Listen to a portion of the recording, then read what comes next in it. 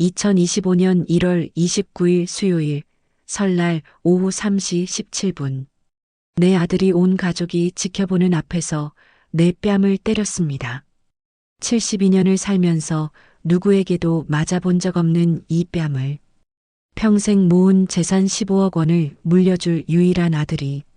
그날 밤 저는 결심했어요. 사연 시작하기 전에 구독과 좋아요 부탁드립니다. 여러분의 응원이 저에게 큰 힘이 됩니다. 제 이름은 박정숙, 올해 72살입니다. 서울 강남구 대치동에서 40년째 한의원을 운영하고 있어요. 남편이 일찍 세상을 떠난 후 혼자 아들 하나를 키웠습니다. 준호, 제 인생의 전부였던 아들이에요. 설날 아침이었어요. 새벽 4시 30분에 눈을 떴습니다. 명절이면 언제나 이 시간에 일어나요. 부엌으로 가서 가장 먼저 한 일은 갈비찜 준비였어요. 준호가 어렸을 때부터 가장 좋아하던 음식이었거든요.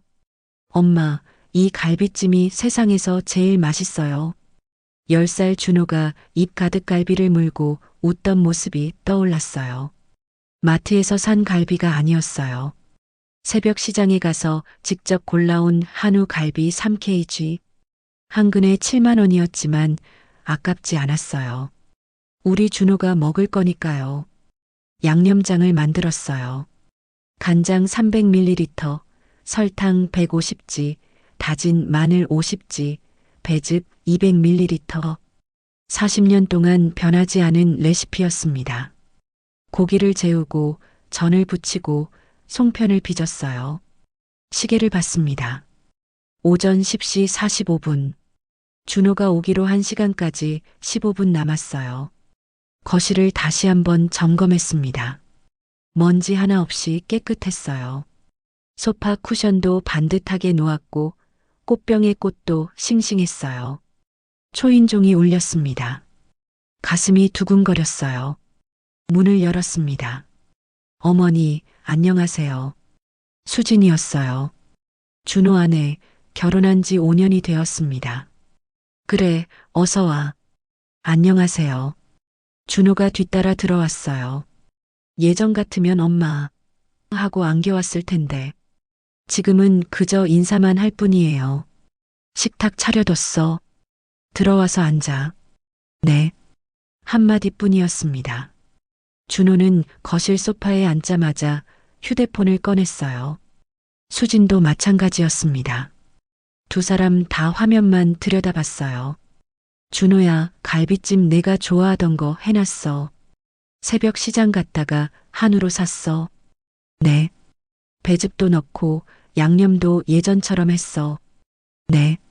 대답은 하는데 고개도 들지 않았어요. 가슴이 답답했습니다. 밥 먹자. 식탁에 앉았어요. 준호와 수진이 마주 앉고 저는 혼자 한쪽에 앉았습니다.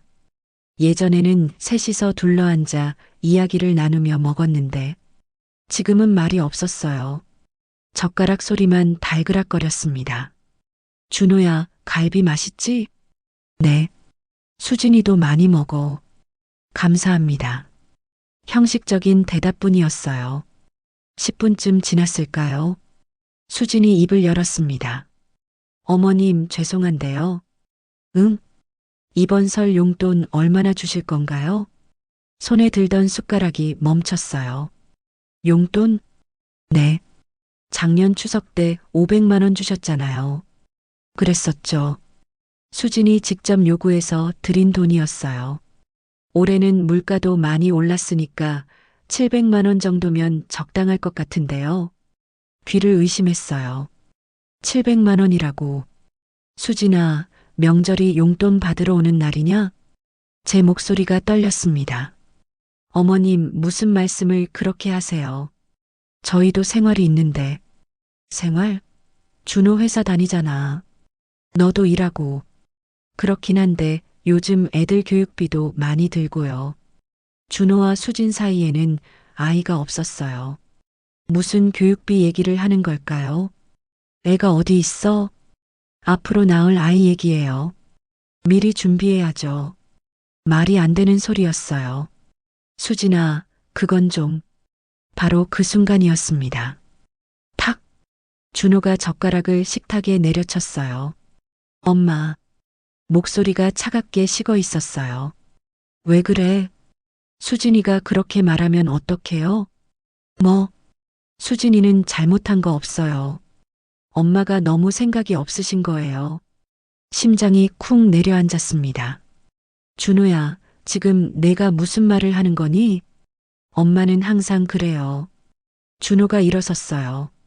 자기 생각만 하시잖아요. 내가 언제 내 생각만 했어? 목이 메었어요. 엄마가 날 위해 고생했다고 맨날 말씀하시잖아요.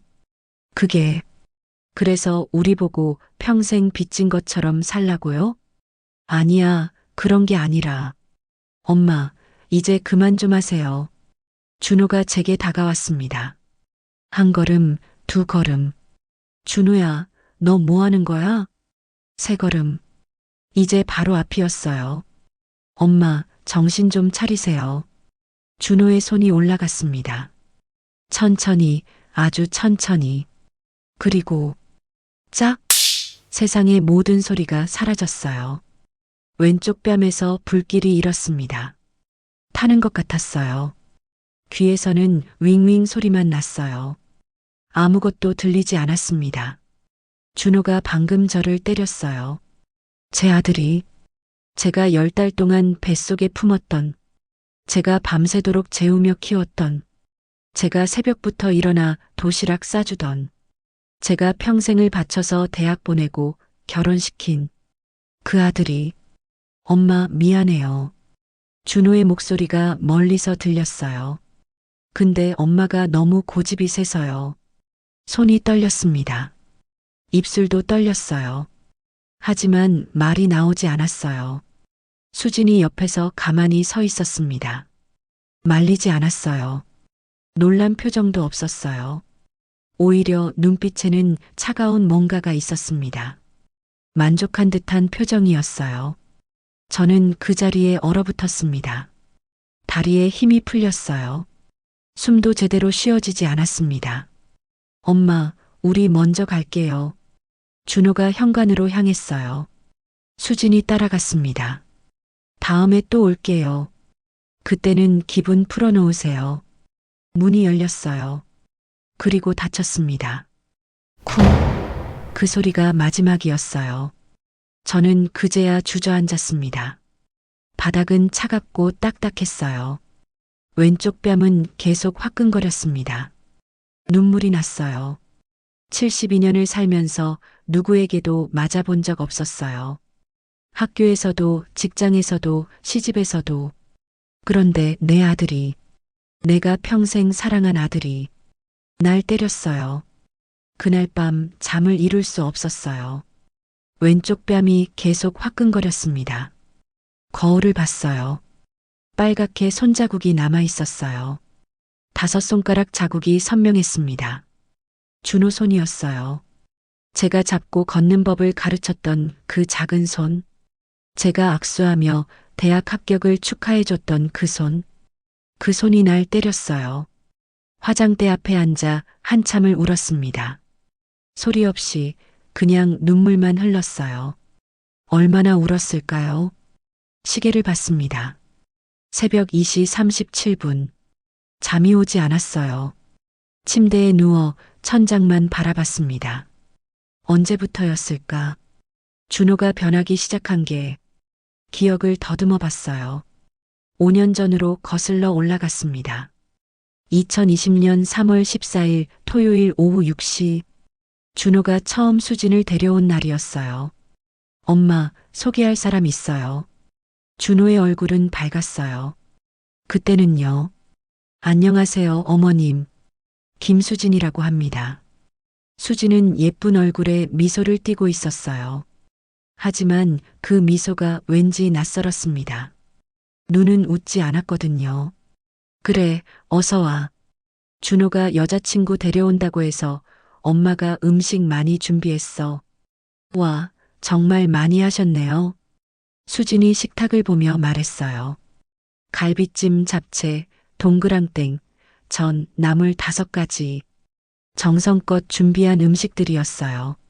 많이 먹어. 감사합니다. 식사하는 동안 수진이 물었어요. 어머님은 무슨 일 하세요? 한의원 운영에. 대치동에서. 아, 그러시구나. 규모가 크세요? 이상한 질문이었어요. 첫 만남에서 보통 그런 걸 물어보나요? 그냥 혼자 하는 작은 곳이야. 그래도 대치동이면 괜찮으시겠네요. 수진의 눈빛이 달라졌어요. 뭔가 계산하는 듯한 표정이었습니다. 엄마, 수진이랑 결혼하고 싶어요. 준호가 갑자기 말했어요. 뭐? 우리 결혼하려고요. 엄마 허락받으러 왔어요. 너무 갑작스러웠어요. 준호야, 사귄 지 얼마나 됐다고. 3개월 됐어요. 3개월. 너무 짧았어요. 좀 더 지켜보고. 엄마, 저 35이에요. 더 이상 기다릴 수 없어요. 준호의 목소리에 조급함이 묻어 있었어요. 수진 씨는 뭐 하는 사람이야? 제가 물었습니다. 회사 다녀요. 무역회사. 부모님은? 부산에 계세요. 짧은 대답이었어요. 더 물어보고 싶었지만 준호가 말을 끊었어요. 엄마, 괜찮죠? 우리 결혼해도 되죠? 준호의 눈빛이 간절했어요. 35까지 혼자 지낸 아들이었습니다. 제가 뭐라고 할 수 있었을까요? 그래, 좋아. 정말요? 엄마, 감사해요. 준호가 환하게 웃었어요. 오랜만에 보는 밝은 얼굴이었습니다. 그게 마지막이었어요. 준호가 저를 보고 진심으로 웃어준 마지막 날. 결혼 준비가 시작됐어요. 수진이 계속 연락을 해왔습니다. 어머님, 예단은 얼마 정도 하실 건가요? 어머님, 신혼집은 어디로 할까요? 저는 강남이 좋은데. 어머님, 예식장은 호텔로 해야 할 것 같아요. 제 친구들이 다 그렇게 하거든요. 매번 돈 이야기였어요. 하지만 참았습니다. 준호가 행복해 보였으니까요. 결혼식 준비에 5천만 원이 들었어요. 예단, 예물, 예식장, 신혼여행, 그리고 신혼집. 수진이 원한 대로 강남에 전세를 얻었습니다.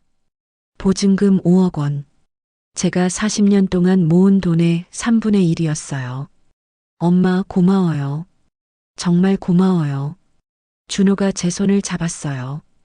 우리 준호 행복하게 살아야 해. 그럼요. 엄마 은혜 평생 잊지 않을게요. 그 말을 믿었어요. 2020년 10월 3일 토요일. 결혼식 날이었습니다. 준호는 정말 행복해 보였어요. 수진도 웨딩드레스가 잘 어울렸습니다. 엄마, 사랑해요. 준호가 제게 꽃다발을 줬어요. 눈물이 났습니다. 기쁜 눈물이었죠. 하지만 그날부터였어요. 준호가 변하기 시작한 게 결혼 일주일 후 제가 전화했습니다. 준호야, 엄마야. 잘 지내니? 네. 신혼생활은 어때? 좋아요. 밥은 잘 챙겨 먹고? 네. 한마디씩만 대답했어요. 예전에는 엄마 수진이가 요리를 잘해요. 같은 얘기를 하곤 했는데, 이제는 달랐습니다. 주말에 한의원 와서 밥 먹을래? 글쎄요. 수진이랑 약속 있어서. 그럼 다음 주는? 바빠요. 알았어. 전화를 끊었습니다. 가슴이 허전했어요. 한 달이 지났어요. 준호에게서 연락이 없었습니다. 제가 먼저 전화했어요. 준호야. 네, 엄마. 한 달 동안 연락 없더라. 바빴어요. 그렇게 바빠? 네. 주말에라도 얼굴 보자. 주말도 바빠요. 목소리가 차가웠어요. 준호야, 무슨 일 있니? 없어요. 엄마가 잘못한 게 있으면 말해. 아니에요. 그냥 바쁜 거예요. 전화가 끊어졌습니다. 뚜뚜뚜. 신호음만 울렸어요. 2개월이 지났습니다. 명절이었어요. 추석이었죠. 준호야, 추석에는 오는 거지? 글쎄요. 수진이네 가야 해서.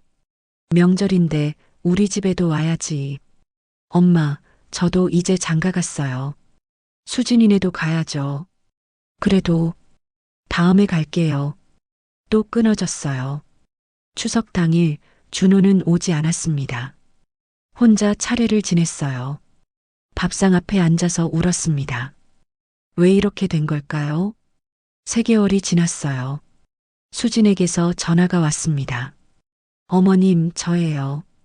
그래, 수진아. 잘 지냈니? 네. 그런데 어머님. 응? 저희가 돈이 좀 필요한데요. 심장이 쿵 내려앉았어요. 돈? 네. 준호 회사에서 투자 기회가 생겼대요. 3천만 원만 빌려주실 수 있으세요? 3천만 원? 네. 꼭 필요한 돈이에요. 수진아, 그건 좀 큰 돈인데. 어머님, 준호 미래를 위한 거예요. 나중에 꼭 갚을게요. 망설였어요. 하지만 아들 미래라는 말에 마음이 흔들렸습니다. 알았어. 줄게. 감사해요, 어머님. 수진의 목소리가 밝아졌어요. 다음 날 3천만 원을 보냈습니다. 그런데 이상했어요. 준호에게서 고맙다는 말이 없었어요. 한 달 후 또 전화가 왔습니다.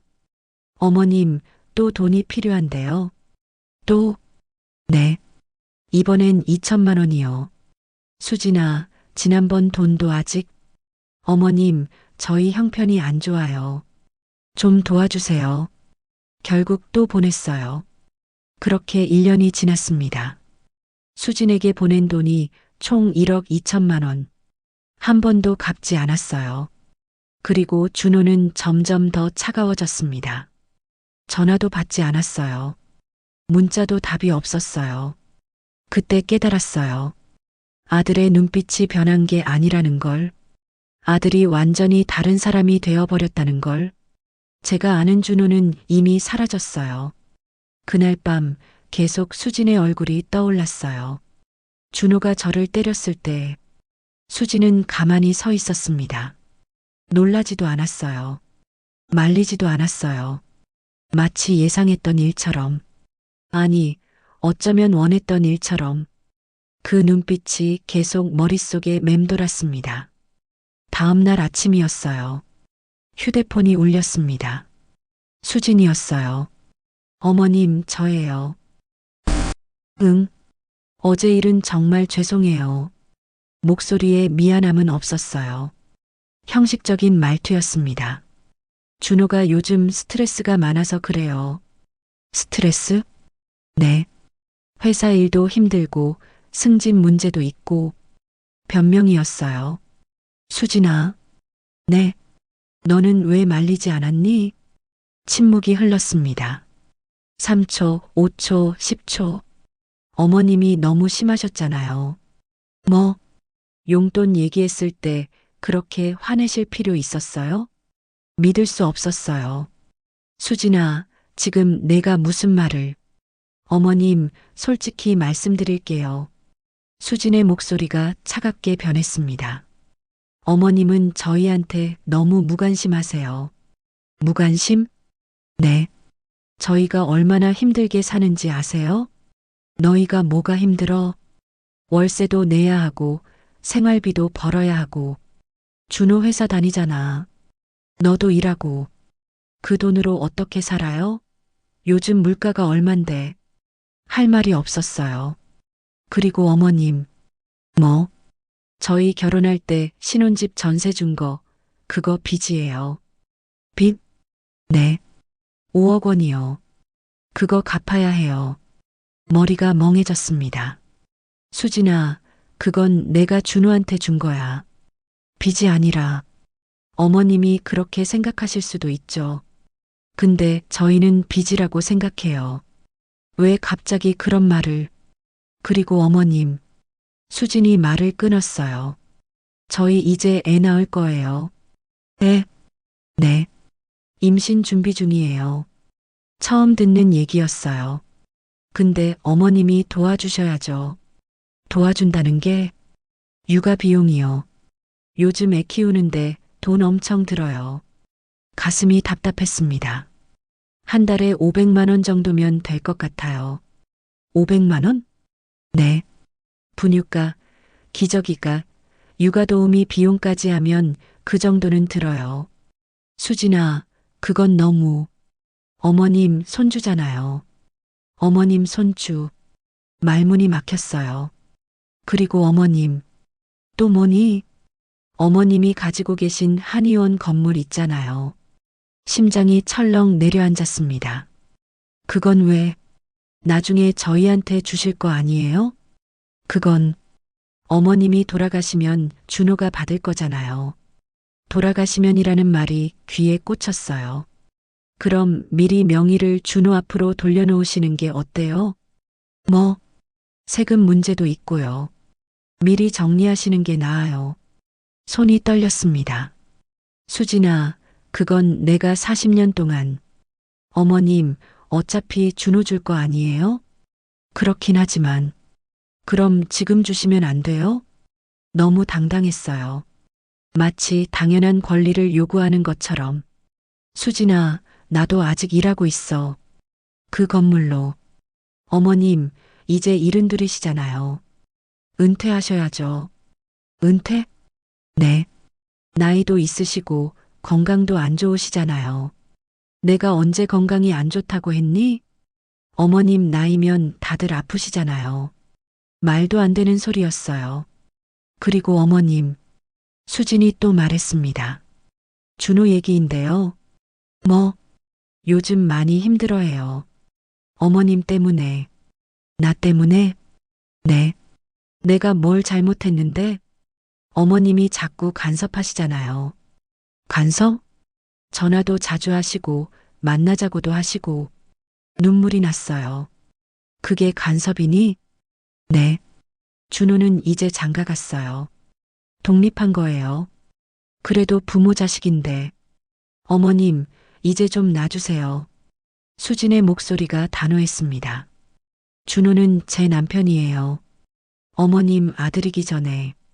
가슴이 찢어지는 것 같았어요. 수진아. 그리고 솔직히 말씀드릴게요. 뭐?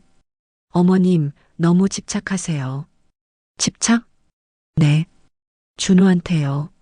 내가 언제? 항상 준호 생각해주는 척 하시지만 사실은 어머님 외로움 때문이잖아요. 말이 나오지 않았어요. 어머님도 이제 어머님 인생 사세요. 준호 인생에서 좀 빠져주시고. 전화가 끊어졌습니다. 뚜뚜뚜. 휴대폰을 놓았어요. 손이 계속 떨렸습니다. 집착이라고, 외로움이라고, 준호 인생에서 빠지라고. 그게 수진이 생각하는 거였어요.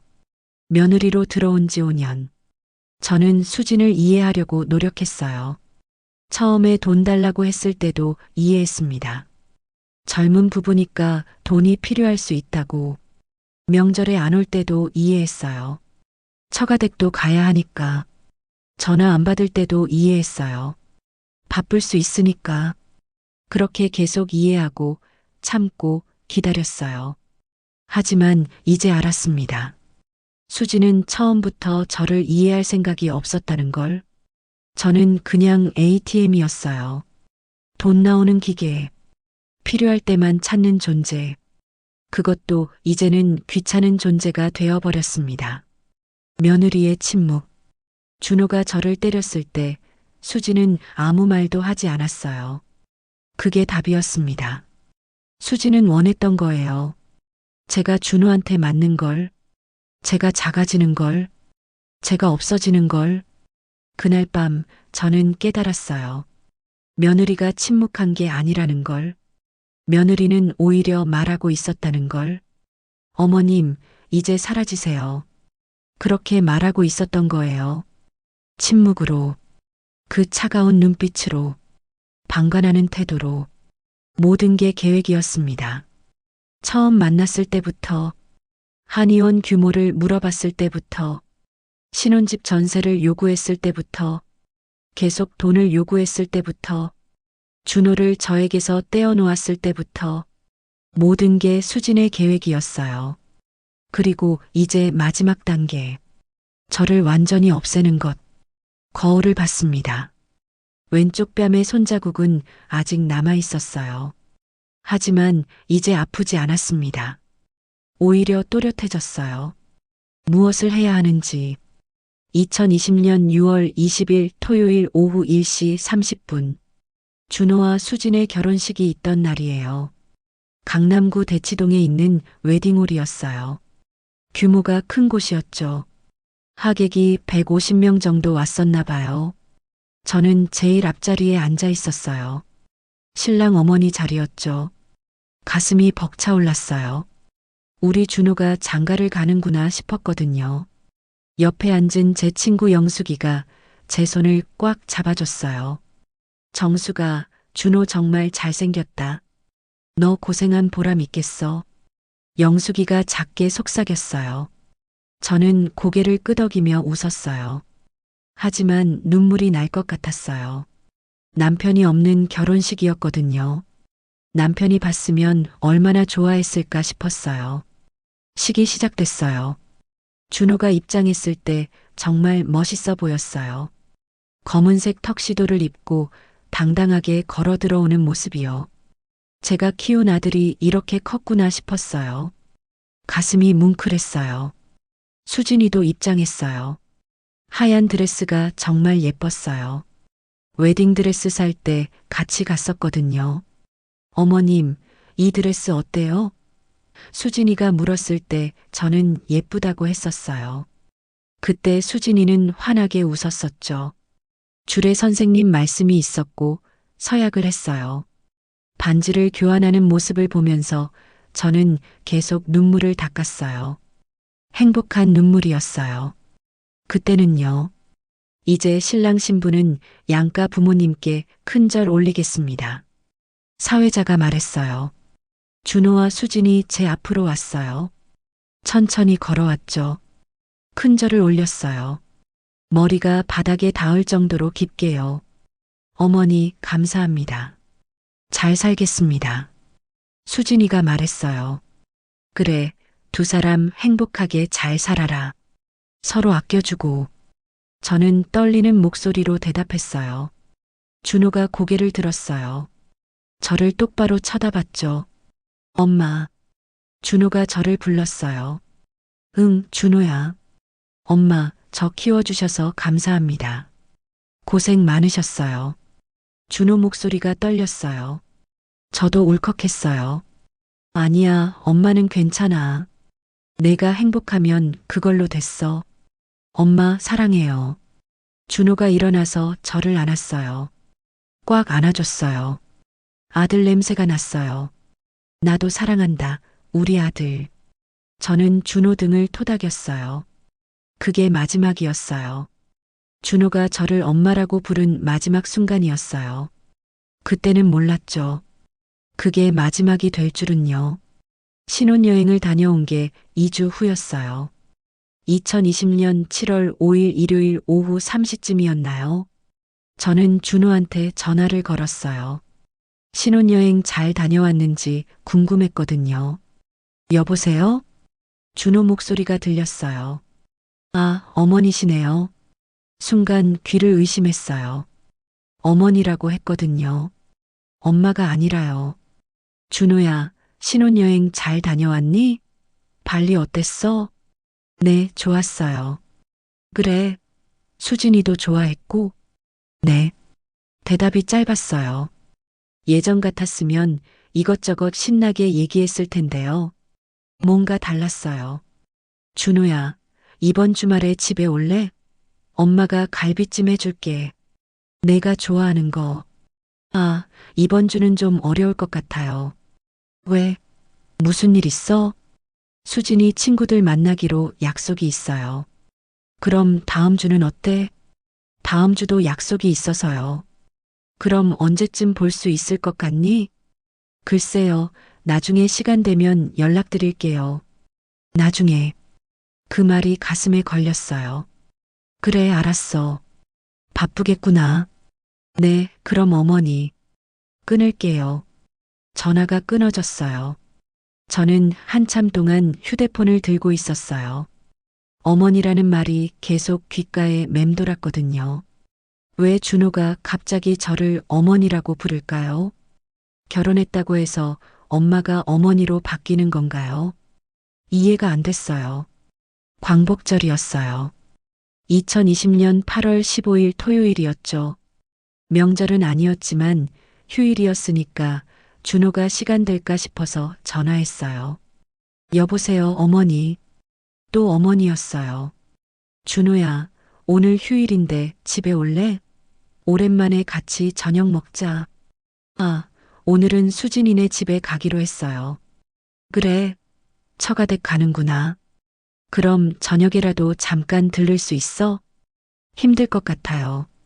거기서 저녁 먹고 늦을 것 같거든요. 알았어. 끊었어요. 할 말이 없었거든요. 추석이었어요. 2020년 9월 30일 수요일이었어요. 이번에는 준호가 왔어요. 오후 2시 정각이었죠. 초인종이 울렸을 때 저는 부엌에서 갈비찜을 끓이고 있었어요. 어머니, 안녕하세요. 준호였어요. 혼자 왔더라고요. 준호야. 수진이는? 친정에 갔어요. 아, 그렇구나. 들어와. 준호는 거실 소파에 앉았어요. 예전 같았으면 부엌까지 따라와서 이것저것 물어봤을 텐데요. 그냥 앉아서 휴대폰만 보고 있었어요. 준호야, 밥 먹자. 내가 좋아하는 갈비찜 해놨어. 네. 식탁에 앉아서 먹었어요. 말이 없었어요. 저는 준호 얼굴을 계속 봤어요. 뭔가 말을 걸고 싶었거든요. 준호야, 회사 생활은 어때? 괜찮아요. 힘들진 않아? 아니요. 수진이랑은 잘 지내고? 네. 대답이 전부 한두 마디였어요. 30분 만에 밥을 다 먹었어요. 어머니, 저 이제 가봐야 할 것 같아요. 벌써? 좀 이따 가지 그래. 차라도 마시고. 아니요, 괜찮아요. 수진이가 기다리거든요. 그래, 알았어. 준호가 일어섰어요. 현관으로 갔죠. 어머니, 그럼 다음에 또 올게요. 응, 그래. 조심해서 가고. 문이 닫혔어요. 저는 식탁에 그대로 앉아 있었어요. 준호가 먹다 남긴 갈비찜을 봤어요. 반도 안 먹었더라고요. 예전에는 2그릇도 더 먹었었는데요. 그날 저는 깨달았어요. 준호가 변했다는 걸요. 아니, 어쩌면 변한 게 아니라 원래 모습을 보여주는 건지도 몰랐어요. 크리스마스였어요. 2020년 12월 25일 금요일이었죠. 저는 아침부터 전화를 했어요. 3번이나 걸었는데 받지 않았어요. 문자를 보냈어요. 준호야, 크리스마스인데 통화 좀 하자. 엄마가 보고 싶어. 1시간 후에 답장이 왔어요. 지금 바쁩니다. 나중에요. 나중에. 또 나중에였어요. 새해가 됐어요. 2021년 1월 1일 금요일 새벽 6시에 전화를 걸었어요. 새해 인사라도 하고 싶었거든요. 여보세요? 준호 목소리가 짜증 섞여 있었어요. 준호야, 새해 복 많이 받아. 올해도 건강하고. 네, 어머니도 새해 복 많이 받으세요. 오늘 시간 되니? 떡국이라도 같이 먹자. 아니요, 안 돼요. 그럼 언제쯤 볼 수 있을까? 잘 모르겠어요. 끊어버렸어요. 뚜뚜뚜. 그날부터 저는 새기 시작했어요. 준호가 저를 엄마라고 부르지 않은 날들을요. 결혼식 이후로 단 한 번도 엄마라고 부르지 않았더라고요. 모두 어머니였어요. 1일, 2일, 3일. 일주일, 2주일, 한 달. 3개월, 6개월, 1년. 2021년 6월 20일 일요일. 준호 결혼 1주년이 됐어요. 그동안 준호는 단 한 번도 저를 엄마라고 부르지 않았어요. 계속 어머니였죠. 어느 날 용기를 내서 물어봤어요. 2022년 3월 1일 화요일 3일절이었어요. 여보세요, 어머니. 준호야, 나 좀 물어볼 게 있어.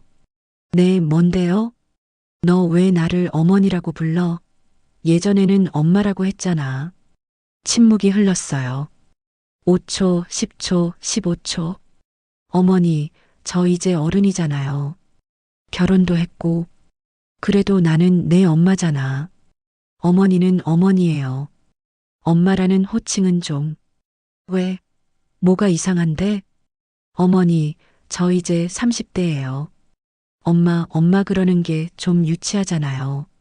가슴이 찢어지는 것 같았어요. 준호야, 유치하다는 게 무슨 말이야? 어머니, 그냥 이해해 주세요. 저도 나름대로 생각이 있어서 그러는 거예요. 무슨 생각인데? 어머니는 계속 저를 애 취급하시잖아요. 저도 이제 독립한 어른이에요. 나는 그런 적 없어. 어머니, 그만하세요. 저 바빠서 끊을게요. 전화가 끊어졌어요. 그날 밤 저는 옛날 사진첩을 꺼냈어요. 먼지가 수북이 쌓여 있었죠. 첫 페이지를 펼쳤어요. 갓 태어난 준호 사진이었어요.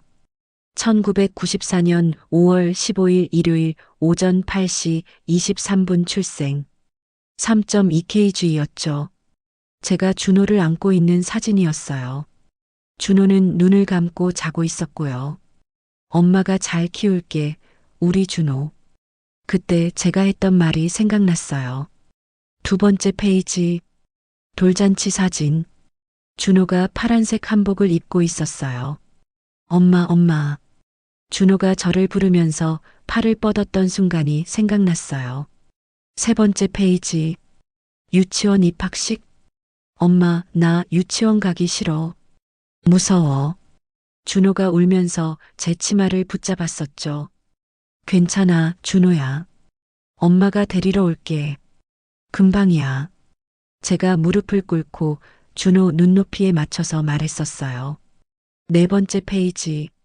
초등학교 운동회. 준호가 달리기에서 1등으로 들어왔어요. 엄마, 봤어? 나 1등 했어. 준호가 달려와서 제게 안겼었죠. 땀 범벅이 된 채로요. 다섯 번째 페이지. 중학교 졸업식. 엄마, 나 고등학교 가서도 열심히 할게. 걱정 마. 준호가 졸업장을 들고 환하게 웃고 있었어요. 여섯 번째 페이지. 대학교 합격날. 엄마, 서울대 붙었어. 엄마, 나 합격했어. 준호가 합격증을 들고 있었어요. 저는 그날 울었었죠. 기쁨의 눈물을요. 일곱 번째 페이지. 군대 입대 날.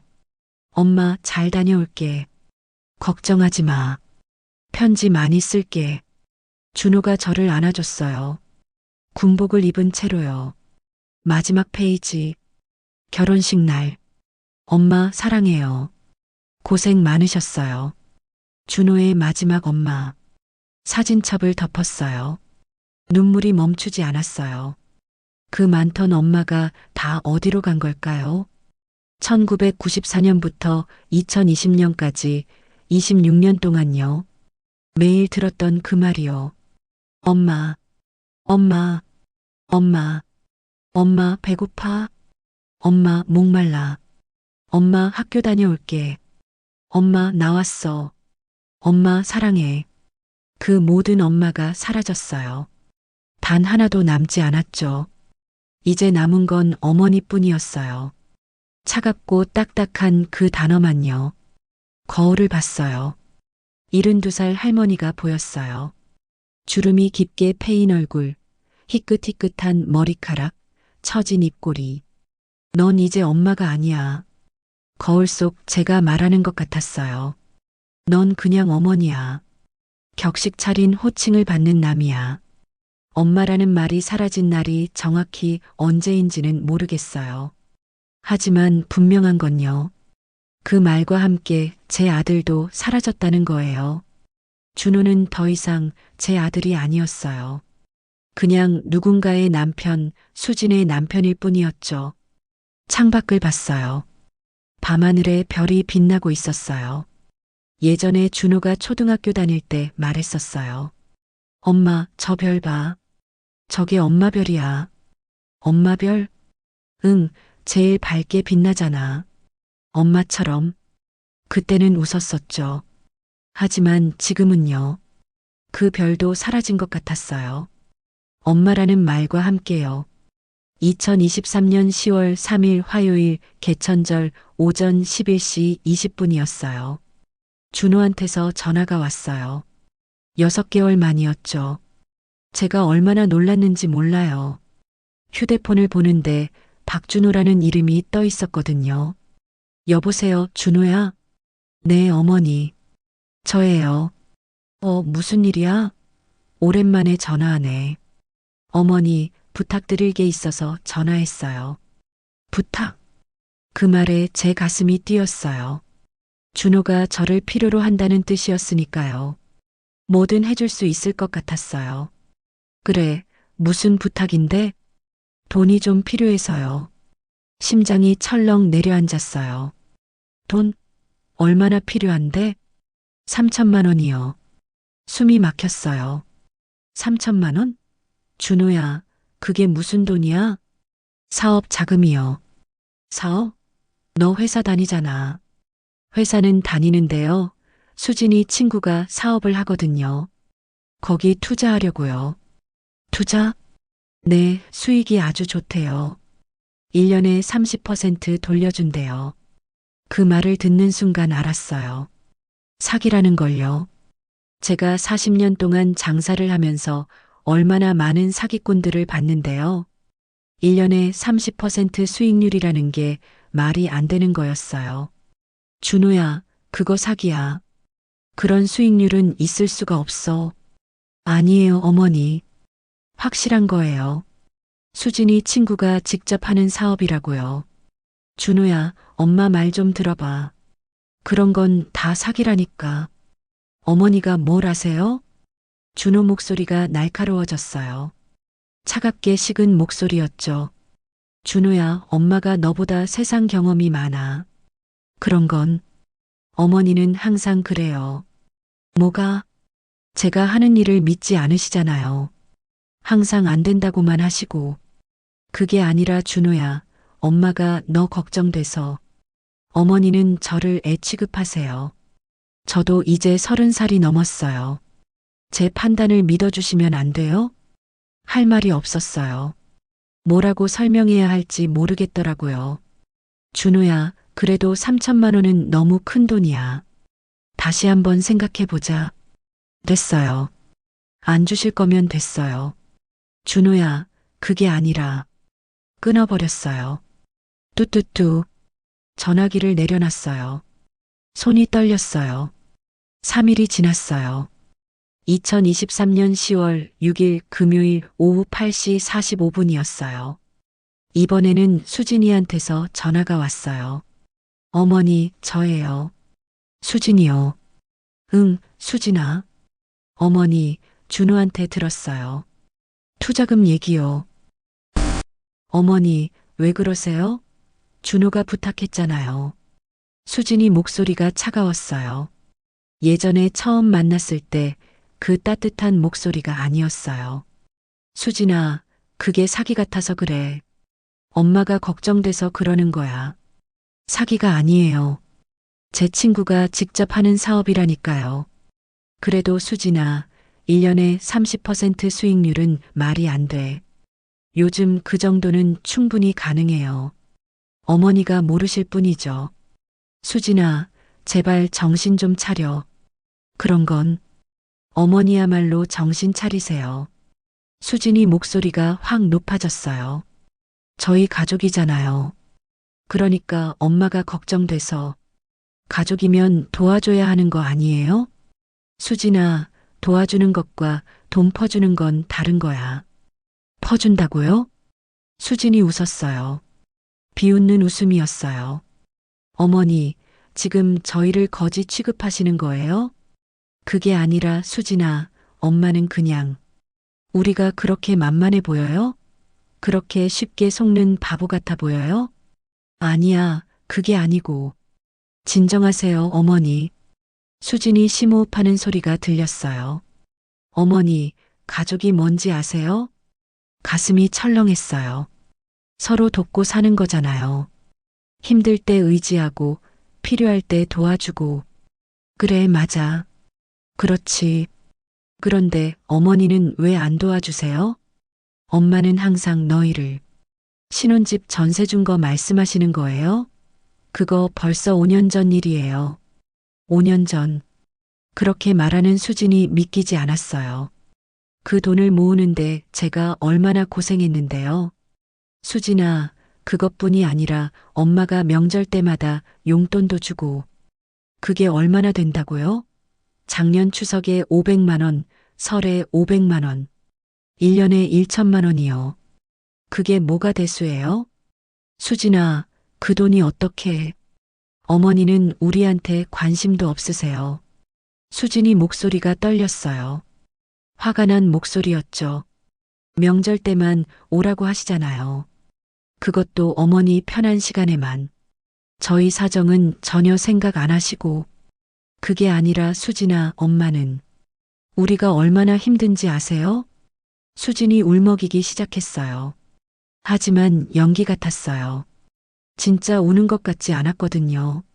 준호가 회사에서 얼마나 힘든지 아세요? 매일 야근하고 주말 출근하고 상사한테 깨지고. 그건 엄마도 알아. 걱정돼서. 저도 일하면서 집안일까지 다 하고 있어요. 밥하고 빨래하고 청소하고 혼자 다 해요. 그래도 요즘은 준호도 집안일. 준호는 피곤해서 아무것도 못해요. 제가 다 해야 해요. 한숨을 쉬었어요.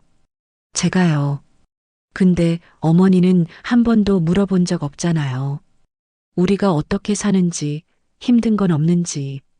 수진아, 엄마가 물어봤는데 너희가 괜찮다고. 형식적으로 물어보시는 거잖아요. 진짜 궁금해서 물어보시는 게 아니라. 할 말이 없었어요. 정말 그랬을까요? 저는 정말 형식적으로만 물어본 걸까요? 어머니는 그냥 돈만 아까우신 거예요. 수진아, 그게 아니야. 엄마는. 그럼 뭐예요? 우리한테 관심이 있으세요? 우리를 정말 가족이라고 생각하세요? 당연하지. 너희는 엄마 가족이야. 거짓말. 수진이 단호하게 말했어요. 어머니는 우리를 가족이라고 생각 안 하세요. 그냥 의무감으로 대하시는 거예요. 아들이니까, 며느리니까, 그래서 어쩔 수 없이 챙기시는 거예요. 아니야, 엄마는 진심으로. 솔직히 말씀드릴게요, 어머니. 침묵이 흘렀어요. 3초, 5초, 10초. 저희는 이제 어머니 없이 살 거예요. 더 이상 기대 안 할게요. 돈도 관심도 아무것도. 수진아, 왜 그렇게까지. 어머니도 편하시겠죠. 저희 신경 안 쓰셔도 되니까. 수진아, 엄마는. 끊을게요. 안녕히 계세요. 전화가 끊어졌어요. 그날 밤 잠을 이룰 수 없었어요. 수진이 말이 계속 머릿속에 맴돌았거든요. 어머니는 우리를 가족이라고 생각 안 하시잖아요. 가족. 그게 뭘까요? 저는 평생 가족을 위해 살았다고 생각했어요. 남편이 살아있을 때요.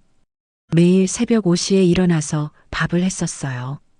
남편 도시락, 준호 도시락 2개를 정성껏 쌌죠. 여보, 밥 먹어요. 식기 전에 드세요. 준호야, 학교 가자. 늦겠어. 매일 아침 똑같은 말을 했어요. 30년 동안요. 남편이 세상을 떠난 후에는요. 더 열심히 일했어요. 한의원을 혼자 운영했거든요. 환자들을 매일 40명씩 봤어요. 한 명당 30분씩 진료했으니까 하루 20시간을 일한 거예요. 점심시간도 없이 저녁 9시까지 계속 일했어요. 매일이요. 왜 그렇게 열심히 일했을까요? 준호 때문이었어요. 대학 등록금을 내야 했거든요. 한 학기에 450만 원이었어요. 8학기면 3,600만 원이었죠. 생활비도 줘야 했어요. 한 달에 100만 원씩, 4년이면 4,800만 원이었어요. 졸업하고 취직 준비할 때는요. 학원비를 냈어요. 6개월에 720만 원이었죠. 결혼 준비할 때는요. 예단 비용 3천만 원, 예식 비용 2천만 원, 신혼집 전세 5억 원. 다 제가 냈어요. 혼자서요. 아무 말 없이요. 그게 가족이라고 생각했으니까요. 가족이니까 당연한 거라고 생각했어요. 하지만 수지는 말했죠. 그거 5년 전 일이에요. 5년 전. 그렇게 간단하게 말하더라고요. 그런데요, 그 돈을 모으는데 걸린 시간은 40년이었어요. 제 인생 전부였어요. 매일 아침 6시에 일어나서 밤 10시에 잠드는 삶이었어요. 주말도 없이, 명절도 없이, 아파도 쉬지 못하고요. 그렇게 모은 돈이었는데요. 5년 전 일. 그렇게 말하더라고요. 벽에 걸린 달력을 봤어요. 2023년 10월이었죠. 준호가 결혼한 지 3년 4개월이 지났어요. 그동안 준호는 저를 몇 번이나 찾아왔을까요? 세어봤어요. 명절 2번, 제 생일 1번, 1년에 3번이었어요. 3년이면 9번이죠. 9번. 겨우 9번 봤어요. 한 번 볼 때마다 평균 1시간 정도 있다가 갔으니까요. 총 9시간이었어요. 3년 동안 9시간요. 반대로 제가 준호를 위해 쓴 시간은요. 26년이었어요. 1년 365일, 하루 평균 5시간씩이었으니까요. 계산해 봤어요. 47,450시간이었어요. 그런데 돌아온 건요. 9시간. 그것도 대부분 돈 얘기였어요. 어머니, 돈 좀 주세요. 어머니, 전세갱신 비용이 필요해요. 어머니, 차를 바꾸려고 하는데요. 돈. 전부 돈 얘기였어요. 가족이 그런 건가요? 필요할 때만 찾고 필요 없으면 버리는 게 가족인가요? 서랍을 열었어요. 통장이 있었어요.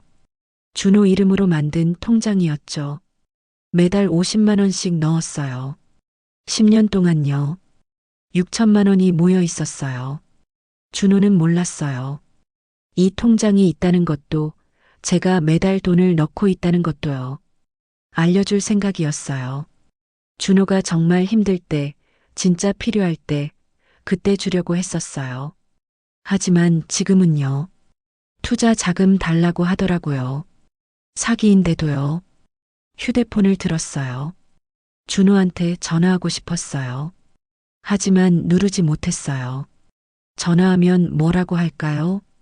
어머니, 돈 주실 거예요? 뻔했으니까요. 침대에 누웠어요. 천장을 봤어요. 금이 가 있었어요. 언제 생긴 금인지 몰라요. 오래됐을 거예요. 저처럼요. 금이 간 채로 버티고 있는 거예요. 가족이라는 이름의 오해였어요. 저는 착각했던 거예요. 피를 나눴으니까 가족인 줄 알았어요. 같은 집에 살았으니까 가족인 줄 알았어요. 함께 밥을 먹었으니까 가족인 줄 알았어요. 아니었어요. 가족은 그게 아니더라고요. 필요할 때만 있는 관계, 이용할 수 있을 때만 찾는 사이였어요. 그게 요즘 가족이었어요. 눈을 감았어요. 어둠이 보였어요. 그 속에서 준호가 보였어요. 3살 준호가요. 엄마 사랑해. 10살 준호가요. 엄마 최고야. 20살 준호가요. 엄마 고마워. 다 거짓이었을까요? 그때도 저는 그저 이용당한 걸까요? 밥 해주는 사람, 돈 주는 사람, 필요한 것 채워주는 사람. 그것뿐이었을까요? 눈물이 흘렀어요. 베개가 젖었어요. 하지만 소리는 내지 않았어요. 혼자 우는 법을 익혔거든요. 지난 3년 동안요. 매일 밤 이렇게 소리 없이 울었어요. 시계를 봤어요. 새벽 3시 12분이었어요. 아직도 잠이 오지 않았어요. 가족이라는 이름, 그 무거운 이름을 이제 내려놓고 싶었어요. 2024년 2월 14일 수요일 밸런타인데이였어요. 오후 7시 30분에 한의원 문을 닫았어요. 마지막 환자가 나간 후였죠. 혼자 남은 진료실은 조용했어요. 너무 조용했어요. 책상 위에 휴대폰이 있었어요. 화면을 켰어요. 카카오톡 알림 연계, 문자 메시지 연계, 부재중 전화 연계. 밸런타인데이인데 아무도 연락하지 않았어요. 작년 이맘때는 달랐었어요. 준호한테서 전화가 왔었거든요. 어머니, 초콜릿 잘 받았습니다. 감사합니다. 제가 보낸 초콜릿이었어요. 백화점에서 산 15만 원짜리 벨기에 초콜릿이었죠. 준호가 어렸을 때부터 초콜릿을 좋아했거든요. 올해도 보냈어요. 2월 13일 화요일 오전에 택배로 보냈죠. 하지만 연락이 없었어요. 받았는지 먹었는지 버렸는지 아무것도 몰랐어요. 집으로 돌아왔어요. 오후 8시 15분이었어요. 현관문을 열었어요. 텅 비어 있었어요. 불을 켰어요. 거실이 환해졌지만 차갑기만 했어요. 부엌으로 갔어요. 냉장고를 열었어요. 김치, 계란, 우유, 두부가 있었어요. 혼자 먹기에도 많았죠. 식욕이 없었어요. 문을 닫았어요. 거실 소파에 앉았어요. 텔레비전을 켰어요. 뉴스가 나왔어요. 오늘은 밸런타인데이입니다. 연인들로 붐비는 명동거리를 김 기자가 취재했습니다. 소리를 줄였어요. 화면만 봤어요. 젊은 커플들이 웃고 있었어요. 행복해 보였어요. 휴대폰을 들었어요. 사진첩을 열었어요. 제일 최근 사진은 6개월 전 추석날이었어요. 준호와 찍은 사진이었죠. 준호는 웃지 않았어요. 저도 웃지 않았어요. 억지로 찍은 사진이었어요. 그게 마지막이었어요. 위로 스크롤했어요. 1년 전, 2년 전, 3년 전 사진들을 봤어요. 준호 사진이 점점 줄어들었어요. 5년 전부터는 거의 없었죠. 결혼 전 사진들만 가득했어요. 어린 준호, 웃는 준호, 저를 안고 있는 준호. 엄마 사랑해. 그때 그 준호요. 휴대폰을 내려놨어요. 가슴이 답답했어요. 숨쉬기가 힘들었어요. 일어났어요. 침실로 갔어요. 책상 앞에 앉았어요. 서랍을 열었어요. 편지지가 있었어요. 10년 전 준호가 선물한 거였어요. 엄마, 이거로 편지 쓰세요. 예쁘잖아요. 한 번도 쓰지 않았었어요. 아까워서요. 펜을 들었어요. 손이 떨렸어요. 종이 위에 글자를 썼어요. 유서. 2글자를 쓰고 나니 눈물이 났어요. 하지만 멈추지 않았어요. 나 박정숙은 이 글을 남깁니다. 숨을 크게 들이쉬었어요. 내쉬었어요. 다시 썼어요. 2024년 2월 14일. 내가 이 세상을 떠나기로 결심한 날입니다. 손이 떨렸어요. 글씨가 흔들렸어요. 그래도 계속 썼어요. 72년을 살았습니다. 긴 시간이었어요. 하지만 행복했던 날은 별로 없었습니다. 눈물이 떨어졌어요. 종이가 젖었어요. 번진 글씨를 닦아냈어요. 남편을 일찍 보냈습니다. 45살 때였어요. 그때부터 혼자였습니다. 목이 메었어요. 하지만 참았어요. 아들 하나를 키웠습니다. 제 인생 전부였어요. 준호. 이름을 쓰는데 손이 멈췄어요. 펜을 쥔 손에 힘이 들어갔어요. 종이가 찢어질 것 같았어요. 준호를 위해 살았습니다. 아침에 눈 뜨면 준호 생각, 밤에 잠들기 전에도 준호 생각.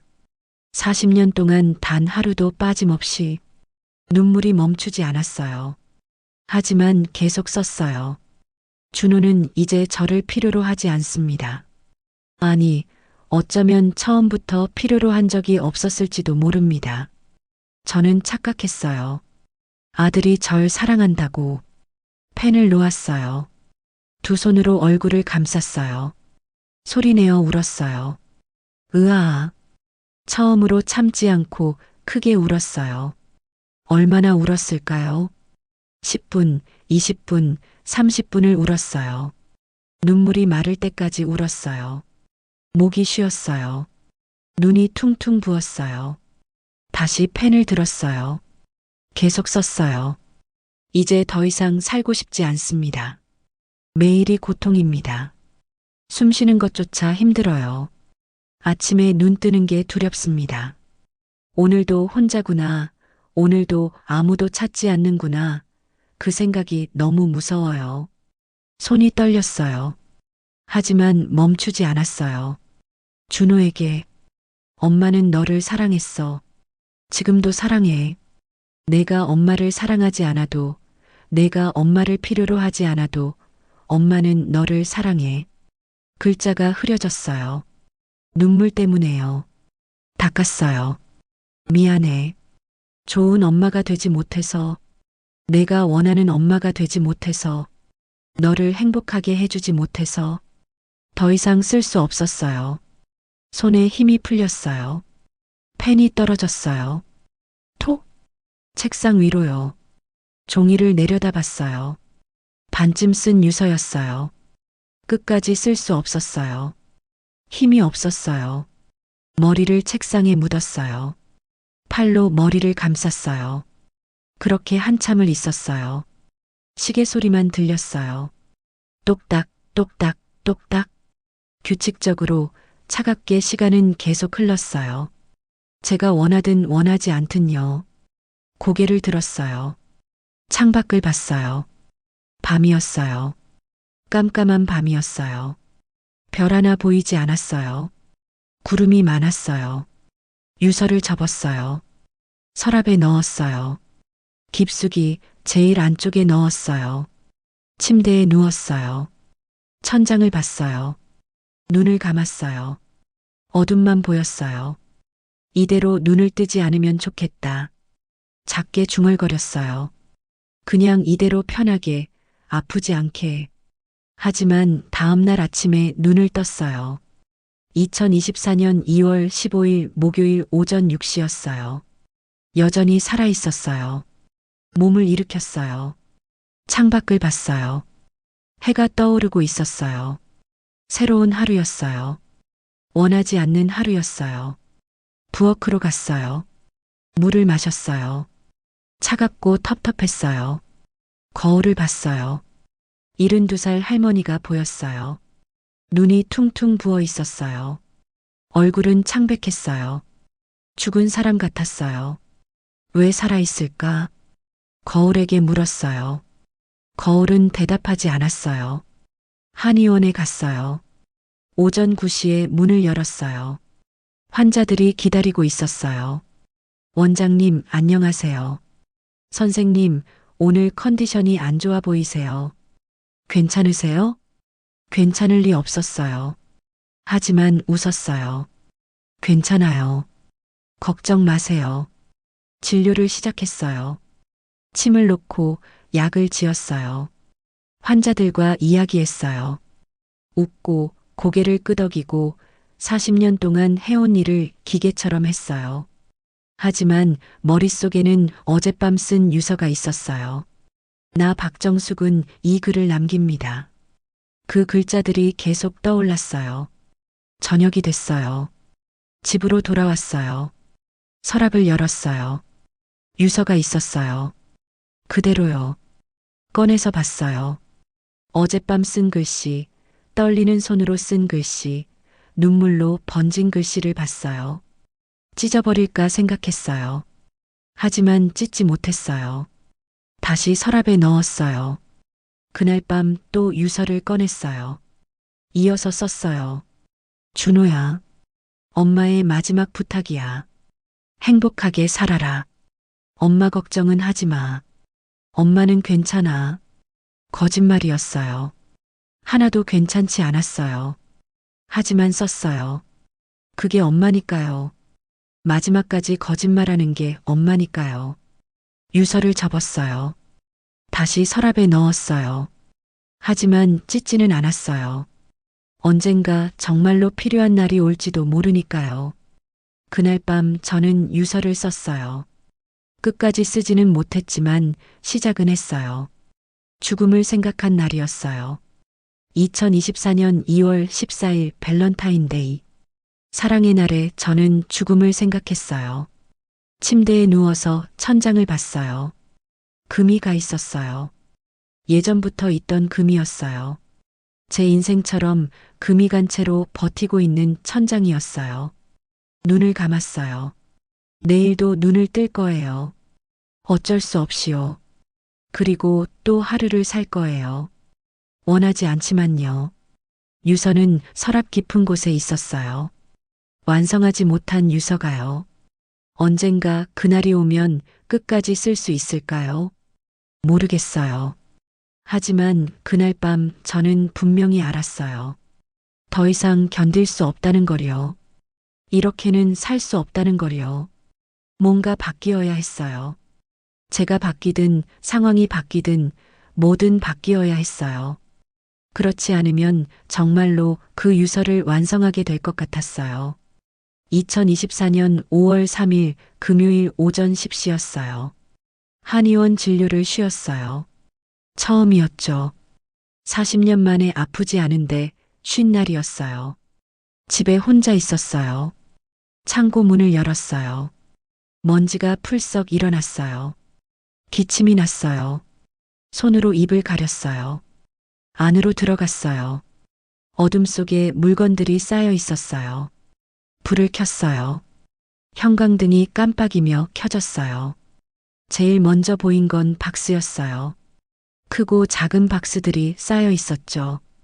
10개, 20개, 30개를 세어봤어요. 47개였어요.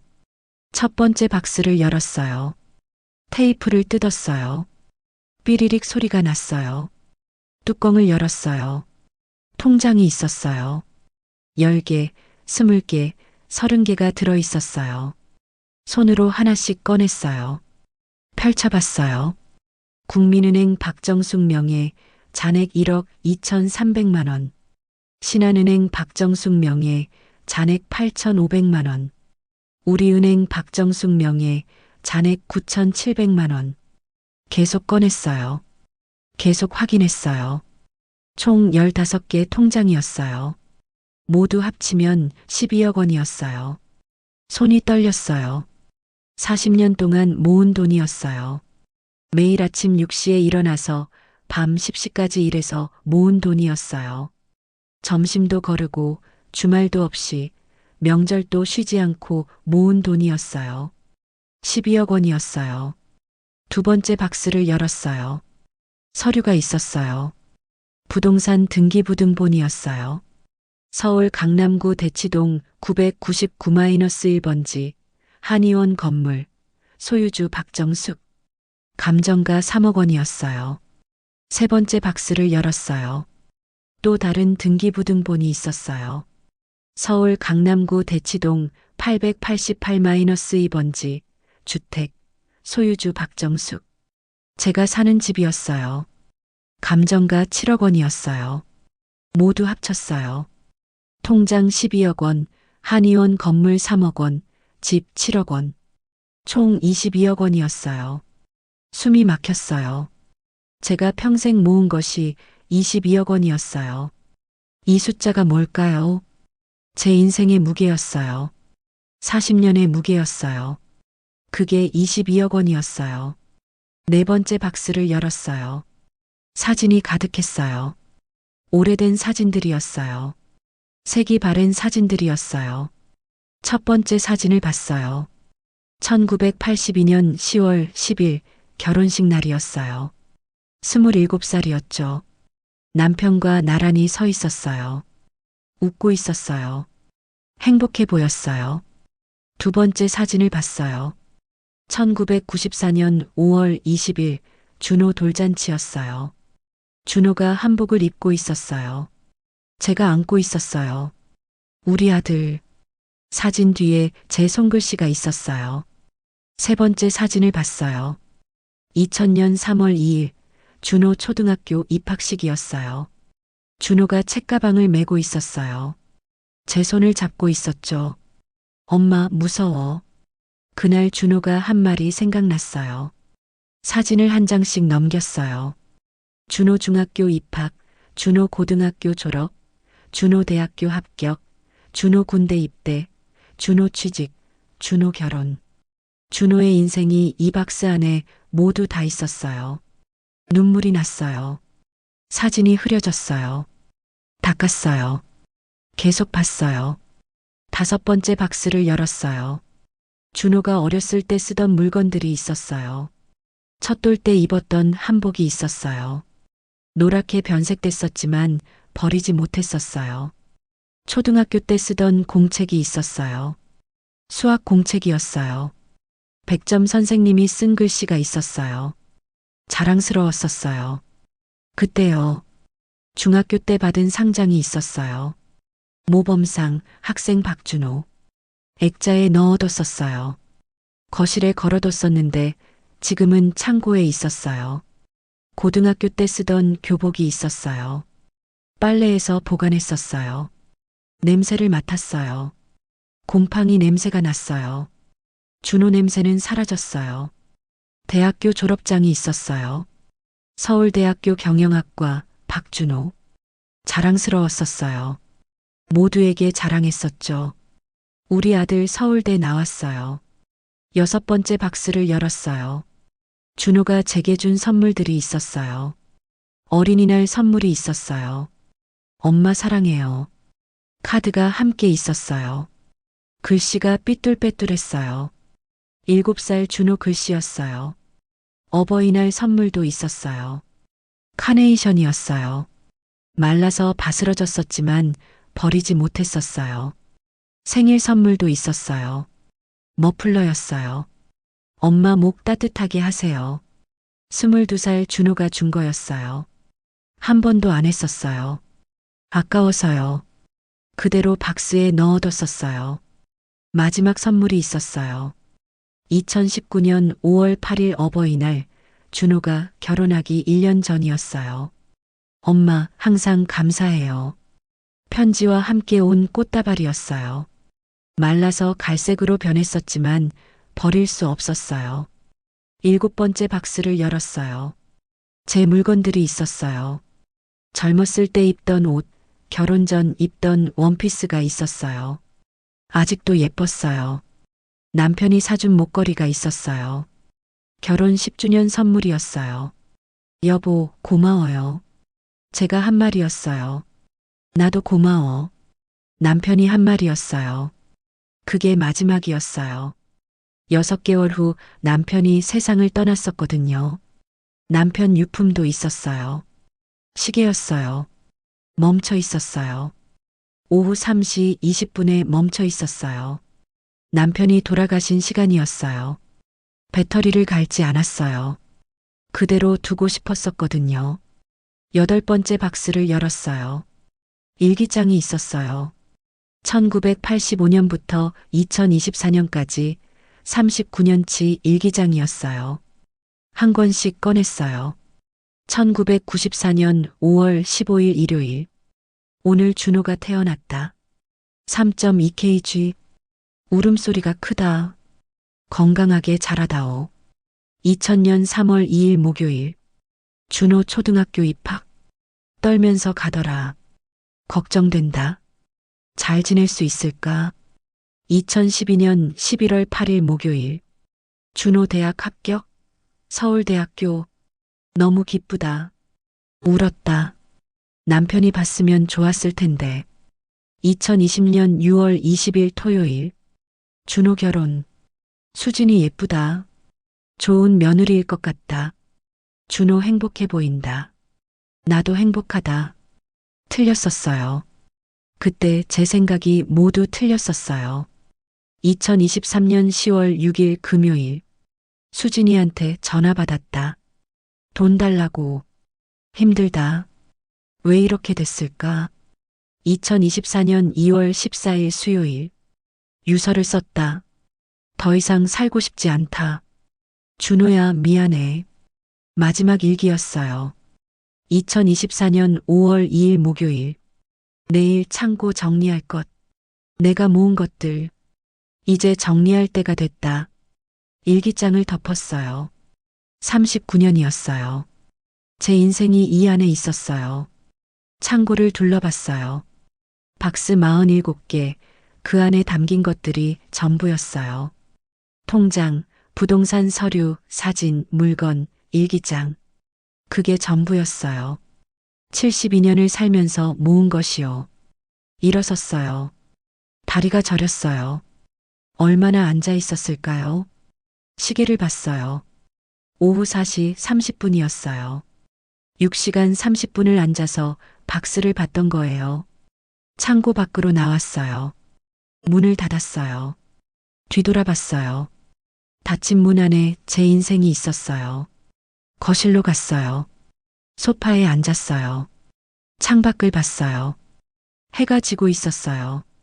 노을이 붉었어요. 내가 평생 모은 게 뭘까? 혼잣말을 했어요. 돈, 집, 사진, 추억? 아니었어요. 제가 모은 건 슬픔이었어요. 외로움이었어요. 후회였어요. 22억 원, 그게 뭘까요? 행복을 살 수 있을까요? 사랑을 살 수 있을까요? 가족을 살 수 있을까요? 없었어요. 아무것도 살 수 없었어요. 박스 47개, 그 안에 담긴 것들이 전부였어요. 추억들, 지나간 시간들, 돌아올 수 없는 날들이었어요. 그게 제가 모은 전부였어요. 눈물이 났어요. 하지만 닦지 않았어요. 그냥 흘러내리게 뒀어요. 볼을 타고 턱으로 목으로요. 이제 어떻게 해야 할까? 이 모든 걸 중얼거렸어요. 대답은 없었어요. 고요만 있었어요. 깊고 무거운 고요만요. 그날 밤 잠들지 못했어요. 창고에서 본 것들이 계속 떠올랐어요. 통장, 사진, 일기장, 준호, 남편, 제 인생, 모두 다 박스 안에 있었어요. 먼지 쌓인 박스, 어두운 창고, 그 안에 72년이 있었어요. 새벽 4시 27분에 눈을 떴어요. 천장을 봤어요. 금이 가 있었어요. 제 인생처럼요. 이제 정리할 시간이야. 스스로에게 말했어요. 더 이상 붙잡고 있을 수 없어. 결심했어요. 그날 2024년 5월 3일에 제가 모은 모든 것을 정리하기로 결심했어요. 2024년 5월 6일 월요일 오전 9시 30분이었어요. 법무법인 정문을 열고 들어갔어요. 서울 서초구 법조타운에 있는 곳이었죠. 엘리베이터를 탔어요. 12층 버튼을 눌렀어요. 딩동 소리와 함께 문이 열렸어요. 법무법인 정의 유리문에 쓰인 글씨가 보였어요. 안으로 들어갔어요. 어서 오세요. 젊은 직원이 인사했어요. 변호사님 예약했어요. 박정숙이요. 아, 네. 잠시만 기다려주세요. 소파에 앉았어요. 손이 떨렸어요. 차갑고 축축했어요. 심장이 빠르게 뛰었어요. 박정숙님? 변호사가 나왔어요. 40대 중반쯤 보였어요. 네. 이쪽으로 오세요. 상담실로 들어갔어요. 책상을 사이에 두고 앉았어요. 무슨 일로 오셨나요? 재산 정리하려고요. 아, 유언장 작성이신가요? 아니요. 지금 당장 정리하고 싶어요. 변호사가 고개를 갸웃했어요. 지금요? 구체적으로 어떤 재산이 있으신가요? 가방에서 서류를 꺼냈어요. 통장 사본 15장, 부동산 등기부등본 2장을 꺼내서 책상 위에 쌓아 놓았어요. 변호사가 서류를 봤어요. 천천히 하나씩 넘기며 봤어요. 표정이 굳어졌어요. 이게 전부 본인 명의신가요? 네. 총액이. 변호사가 계산기를 두드렸어요. 22억 원이네요. 맞아요. 변호사가 저를 봤어요. 이걸 어떻게 하시려고요? 아들 이름을 빼고 싶어요. 상속 대상자에서 제외하고 싶어요. 네. 침묵이 흘렀어요. 3초, 5초, 10초가 지났어요. 어르신, 혹시 아드님과 무슨 일이 있으셨나요? 있었어요. 어떤 일이요? 맞았어요. 아들이 저를 때렸어요. 때렸다고요? 네, 명절날이었어요. 온 식구가 보는 앞에서요. 변호사의 눈이 커졌어요. 말을 멈췄어요. 펜을 내려놓았어요. 어르신, 신중하게 생각하셔야 합니다. 생각 다 했어요. 하지만 아드님은 직계존속이시고 나중에 후회하실 수도. 안 해요. 후회 안 해요.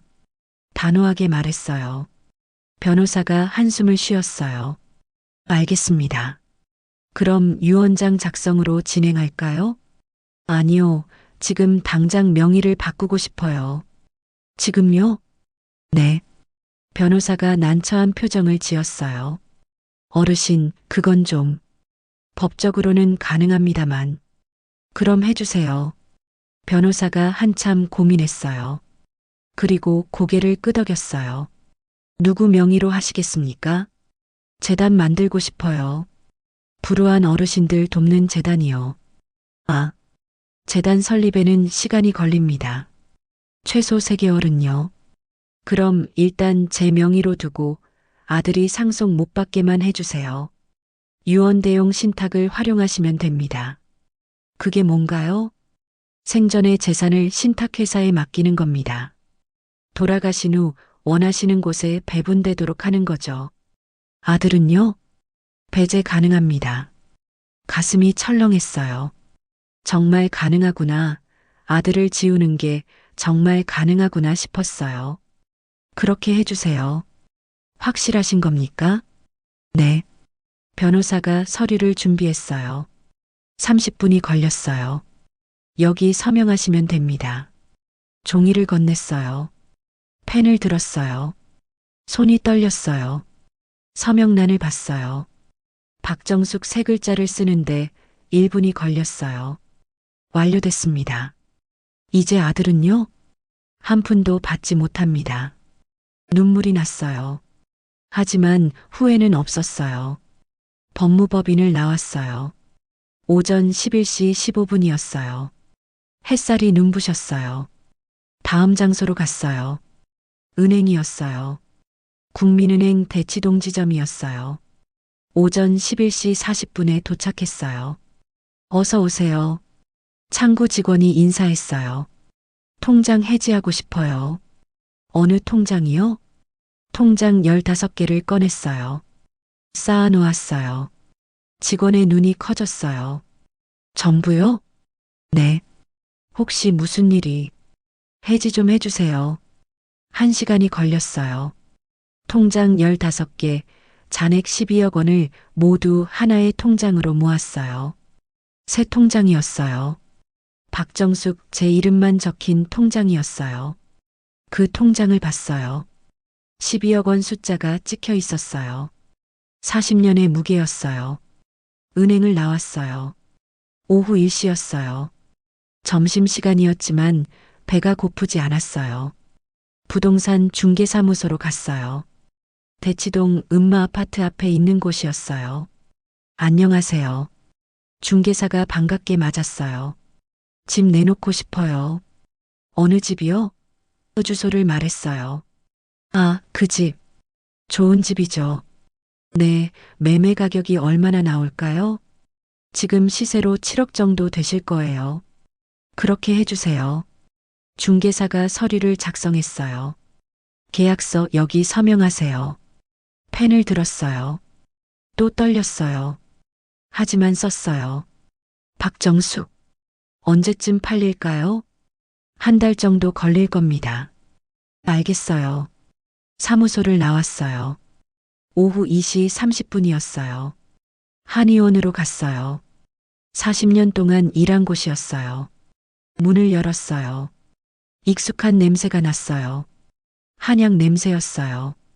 책상에 앉았어요. 서랍을 열었어요. 명함이 있었어요. 부동산 중개건에서 전화했어요. 여보세요? 네, 중개사무소입니다. 건물 매매하고 싶은데요. 어디 건물이요? 주소를 말했어요. 아, 한의원 건물? 제가 알죠. 얼마에 팔 수 있을까요? 3억 정도 받을 수 있을 겁니다. 빨리 팔고 싶어요. 금매로 내놓으시면 한 달 안에 가능합니다. 그렇게 해주세요. 전화를 끊었어요. 한의원을 둘러봤어요. 진료 침대, 약장, 책상, 의자, 40년 동안 매일 본 것들이었어요. 눈물이 났어요. 여기서 제 인생을 보냈었어요. 매일 아침 6시에 와서 밤 10시에 떠났었죠. 주말도 없이, 명절도 없이 일했었어요. 고마웠어. 한의원에게 말했어요. 힘들게 해서 미안해. 문을 닫았어요. 마지막으로요. 집으로 돌아왔어요. 오후 4시였어요. 거실에 섰어요. 이 집도 곧 떠나겠죠. 방을 하나씩 봤어요. 거실, 부엌, 침실, 화장실, 준호 방을 봤어요. 준호 방 문을 열었어요. 텅 비어 있었어요. 준호가 결혼하면서 짐을 다 가져갔었거든요. 침대만 덩그러니 있었어요. 창문을 봤어요. 어렸을 때 준호가 여기서 공부했었어요. 엄마, 나 수학 100점 맞았어. 뛰어오던 준호가 생각났어요. 이제 없었어요. 그 목소리, 그 모습이 다 사라졌어요. 방문을 닫았어요. 마지막으로요. 침실로 갔어요. 서랍을 열었어요. 준호 이름으로 만든 통장이 있었어요. 6천만 원이 들어있는 통장이었어요. 가위를 들었어요. 통장을 잘랐어요. 싹둑. 찢어진 통장. 준호 이름이 반으로 갈라졌어요. 쓰레기통에 버렸어요. 휙. 이제 남은 건 내일이었어요. 2024년 5월 7일 화요일 호적에서 준호 이름을 빼는 일이었어요. 소파에 앉았어요. 창밖을 봤어요. 해가 지고 있었어요. 이제 거의 다 됐어. 혼잣말을 했어요. 조금만 더. 가슴이 아팠어요. 찢어지는 것 같았어요. 하지만 참았어요. 재산을 정리하며 깨달았어요. 돈은 사랑을 살 수 없다는 걸요. 가족을 붙잡을 수 없다는 걸요. 22억 원, 그게 뭘까요? 그냥 숫자였어요. 의미 없는 숫자였어요. 진짜 중요한 건 함께 밥 먹는 시간, 함께 웃는 시간, 함께 우는 시간이었어요. 그런 것들이었어요. 하지만 이제 없었어요. 준호와의 시간이 다 사라졌어요. 남은 건 차가운 숫자, 텅 빈 집, 혼자인 저뿐이었어요. 휴대폰을 들었어요. 준호 번호를 봤어요. 전화하고 싶었어요. 준호야. 마지막으로 한 번만요. 하지만 누르지 못했어요. 무슨 말을 할까요? 엄마가 너를 호적에서 뺄 거야? 그런 말을요. 휴대폰을 내려놨어요. 그날 밤 잠들지 못했어요. 내일이 두려웠어요. 마지막 단계였어요. 호적 정리였어요. 준호를 완전히 지우는 날이었어요. 법적으로, 공식적으로요. 정말 이래도 되는 걸까? 중얼거렸어요. 내가 너무 잔인한 걸까? 하지만 왼쪽 뺨이 화끈거렸어요. 준호가 때린 자리였어요. 아직도 아팠어요.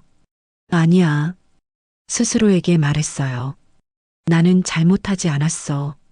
준호가 먼저 날 버렸어. 나는 그냥 정리하는 거야. 눈을 감았어요. 내일을 기다렸어요. 마지막 날을요. 2024년 5월 7일 화요일 오전 9시였어요. 구청 앞에 섰어요. 강남구청이었어요. 회색 건물이 높이 솟아 있었어요. 숨을 들이쉬었어요. 크게요. 천천히요. 내쉬었어요. 발이 떨어지지 않았어요. 한 걸음, 두 걸음씩 계단을 올랐어요. 현관문을 열었어요. 삐익 소리가 났어요. 안으로 들어갔어요. 어서 오세요. 안내 데스크 직원이 말했어요. 가족관계 등록 어디서 하나요? 3층입니다. 엘리베이터를 탔어요. 3층 버튼을 눌렀어요. 딩동 소리와 함께 문이 열렸어요. 복도를 걸었어요. 신발 소리만 들렸어요. 똑, 똑, 똑.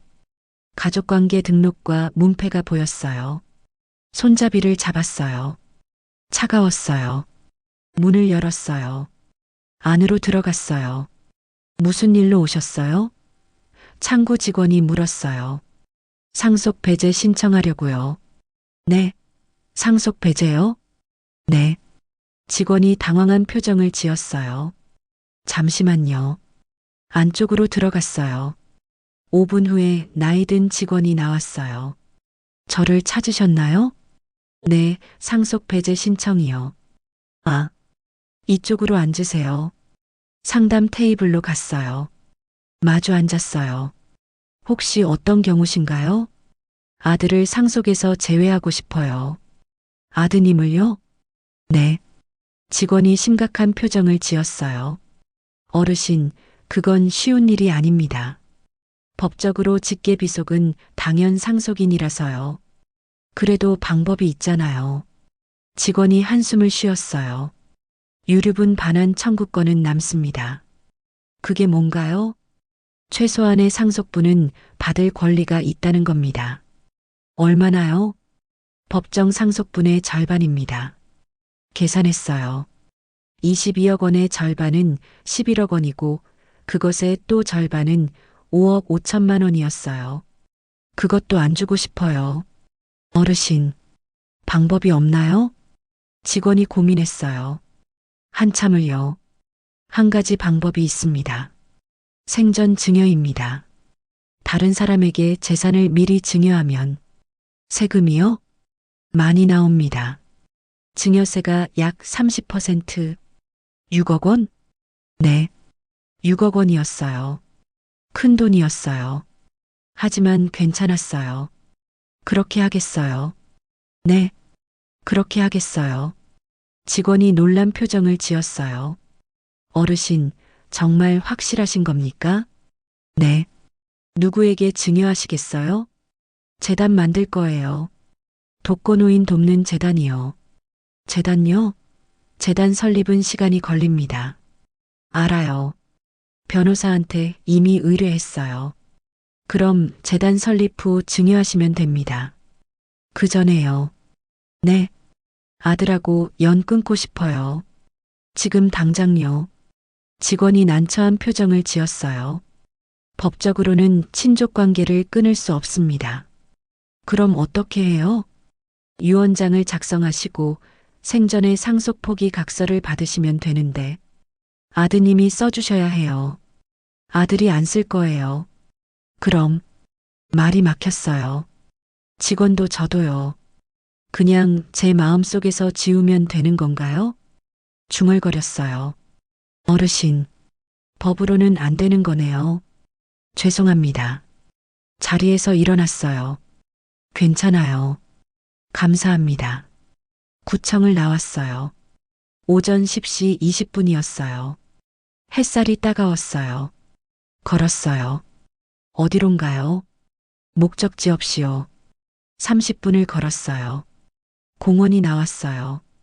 벤치에 앉았어요. 호적에서 지울 수 없구나. 법적으로는요. 혼잣말을 했어요. 가슴이 아팠어요. 준호는 여전히 제 아들이었어요. 서류상으로는요. 법적으로는요. 하지만 제 마음속에서는요. 휴대폰을 꺼냈어요. 연락처를 열었어요. 박준호 아들. 손가락을 올렸어요. 삭제 버튼 위에요. 떨렸어요. 3초, 5초, 10초를 망설였어요. 그리고 눌렀어요. 삭제하시겠습니까? 예. 사라졌어요. 박준호 연락처에서요. 다음은 카카오톡이었어요. 친구 목록에서 박준호를 찾았어요. 길게 눌렀어요. 삭제 차단. 사라졌어요. 사진첩을 열었어요. 준호 사진들이 있었어요. 1247장이었어요. 모두 선택 삭제 정말 삭제하시겠습니까? 손가락이 멈췄어요. 1247장 26년의 기록이었어요. 눈물이 났어요. 하지만 눌렀어요. 예. 삭제 중. 1247장 삭제 중. 10%, 30%, 50%, 80%, 100%. 완료. 준호가 사라졌어요. 휴대폰에서요. 가방을 열었어요. 지갑을 꺼냈어요. 안에 사진이 있었어요. 준호 돌잔치 사진이었어요. 낡고 바랜 사진이었어요. 꺼냈어요. 오래 봤어요. 웃고 있는 준호 1살이었어요. 엄마. 처음 한 말이었어요. 찢었어요. 반으로요. 싹둑. 또 찢었어요. 4조각, 8조각으로요. 손바닥 위에 올려놓았어요. 바람이 불었어요. 조각들이 날아갔어요. 하나씩 공중으로요. 사라졌어요. 준호가요. 지갑에 있던 것들을 더 꺼냈어요. 준호가 어렸을 때 쓴 편지가 있었어요. 엄마 사랑해요. 8살 준호 글씨였어요. 찢었어요. 준호가 군대에서 보낸 편지도 있었어요. 엄마 잘 지내세요. 걱정 마세요. 22살 준호였어요. 찢었어요. 준호 명함도 있었어요. 박준호 대리 전자. 찢었어요. 모두 찢었어요. 바람에 날렸어요. 날아갔어요. 멀리요. 벤치에서 일어났어요. 걸었어요. 집으로 갔어요. 오후 1시였어요. 창고로 갔어요. 불을 켰어요. 박스 47개가 있었어요. 하나씩 열었어요. 준호 물건들을 꺼냈어요. 옷, 신발, 공책, 교과서, 상장을 모두 꺼냈어요. 큰 비닐봉투에 넣었어요. 하나, 둘, 셋, 10개, 20개를 채웠어요. 박스를 비웠어요. 준호 흔적을 모두 비웠어요. 비닐봉투를 끌고 나왔어요. 밖으로요. 쓰레기 집화장으로요. 하나씩 버렸어요. 쿵, 쿵, 쿵. 20개를 모두 버렸어요. 집으로 돌아왔어요. 준호 방으로 갔어요. 침대를 봤어요. 치웠어요. 분해했어요. 나사를 풀고 판을 떼어냈어요. 창고로 옮겼어요. 책상도 의자도 책꽂이도요. 방이 비었어요. 완전히요. 청소했어요. 걸레로 닦았어요. 먼지를 털었어요. 창문을 열었어요. 바람이 들어왔어요. 준호 냄새를 데리고 나갔어요. 이제 남은 건 텅 빈 방, 아무것도 없는 방이었어요. 문을 닫았어요. 마지막으로요. 거실 벽을 봤어요. 액자가 걸려 있었어요. 준호 졸업사진, 대학교 졸업식 사진이었어요. 떼어냈어요. 액자를 열었어요. 사진을 꺼냈어요. 찢었어요. 또요. 또요. 버렸어요. 벽에 남은 건 못자국, 구멍뿐이었어요. 소파에 앉았어요. 집을 둘러봤어요. 준호 흔적을 모두 지웠어요. 법으로는 못 지웠지만 제 삶에서는 지웠어요. 완전히요. 휴대폰을 봤어요. 연락처 0개, 사진 0개, 준호 관련 모두 0개였어요. 호적에서는 못 뺐지만 제 인생에서는 뺐어요. 이제 끝이야. 정말 끝이야. 혼잣말을 했어요. 눈물이 났어요. 하지만 이번엔 후련했어요. 조금요. 가슴은 아팠지만 숨은 쉬어졌어요. 조금요. 무거웠던 짐을 내려놓았어요. 드디어요. 창밖을 봤어요. 해가 지고 있었어요. 노을이 붉었어요. 아름다웠어요. 안녕, 준호야. 이제 안녕. 작게 말했어요. 바람이 불었어요. 커튼이 흔들렸어요. 준호가 떠나갔어요. 바람을 타고요. 멀리요. 이제 남은 건 저였어요. 박정숙, 72살, 혼자였어요. 하지만 괜찮았어요. 이제는요. 조금요. 밤이 왔어요. 고요했어요. 잠들었어요. 오랜만에 편하게요. 꿈을 꿨어요. 준호가 없는 꿈이었어요. 처음으로요. 깼을 때 눈물이 말라 있었어요. 2024년 5월 8일 수요일 아침이었어요. 새로운 날이었어요. 준호 없는 첫날이었어요. 2024년 6월 15일 토요일 오전 7시였어요. 눈을 떴어요. 햇살이 커튼 사이로 들어왔어요. 따뜻했어요. 일어나 앉았어요. 창문을 열었어요. 바람이 들어왔어요. 상쾌했어요. 거울을 봤어요. 72살 할머니였어요. 주름진 얼굴이었어요. 하지만 오늘은 조금 달라 보였어요. 좋은 아침. 거울 속 제게 말했어요. 처음 해보는 인사였어요. 부엌으로 갔어요. 냉장고를 열었어요. 달걀, 우유, 빵이 있었어요. 저 혼자 먹을 음식들이었어요. 프라이팬을 꺼냈어요. 달걀을 깼어요. 지글지글 소리가 났어요. 노른자가 익어갔어요. 식탁에 앉았어요. 혼자였어요. 하지만 외롭지 않았어요. 오늘은요. 천천히 먹었어요. 급하지 않았어요. 누가 기다리지 않았으니까요. 저만 있으니까요. 설거지를 했어요. 물소리가 좋았어요. 옷을 갈아입었어요. 편한 옷이었어요.